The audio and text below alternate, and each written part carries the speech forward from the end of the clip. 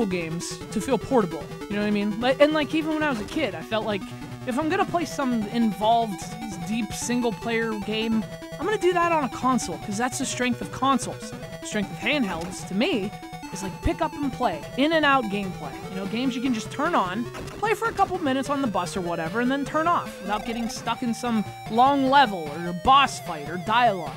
So when I was a kid, my favorite Game Gear games were always like NBA Jam and WWF Raw. You know, these simple, arcadey games that worked great for playing on the go. Not many worked better than Road Rash!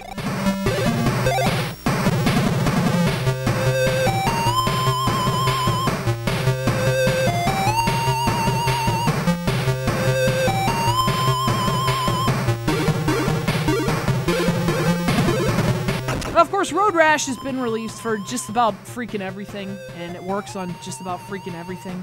Point is, it works especially great on the Game Gear, though. I mean, think about it. It's a Road Rash on road trips. I mean, come on, you tell me one game more suited for the open road. It makes so much sense, it could double as a mint, which is perfect, because just like Double Mint, Road Rash doubles your pleasure, doubles your fun. It's highways and violence. It's people beating each other both in their races and with their weapons. It's everything everyone wants NASCAR to be, but won't actually say.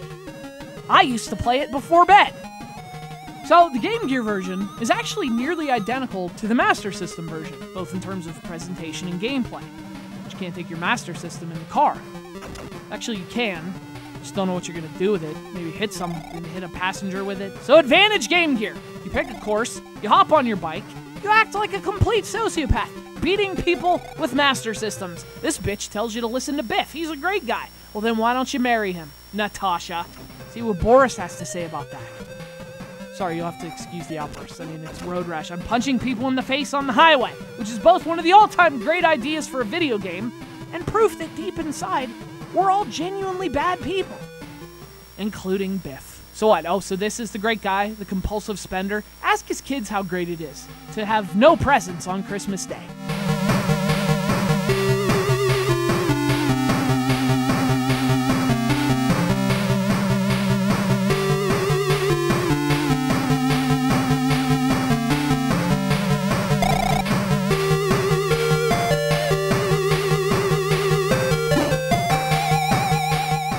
There's only like 5 tracks, which isn't much. But on the other hand, I think that's all the tracks the game had. Like even the console versions. I don't think they had more than 5 tracks either. So it's actually a pretty complete version of the game. And the thing about the Game Gear version is how good those tracks look. I mean, today this doesn't look like much. It's not a big deal. But holy crap, to have a game that looked this good on a handheld back then, I mean, this was just insane to me when I was a kid. Obviously, it doesn't run as fast as other versions, but that's about the only real concession here. Still has all the scrolling and the great colors, cows on the side of the road. This game's awesome! Actually, the sound's always been a highlight, too. Really fun music. Like, I'm not at all a graphics, presentation-focused kind of guy, and usually I don't even listen to the music. I just listen to Slayer. I'm a gameplay guy. I'm also a Slayer guy. But remember, this was a time when handheld gaming was largely defined by the Game Boy. And its puke green screen. You could barely even see. So to me, it wasn't about having the more advanced hardware, it was just about having functional hardware. To me, the Game Gear was functional hardware.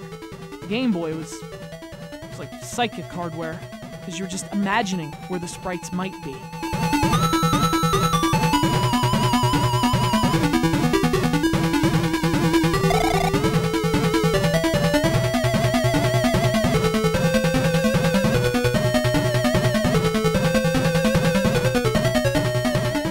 People talk about the best Game Gear games, stuff like Sonic comes up, I don't know, Shining Force, Gunstar Heroes.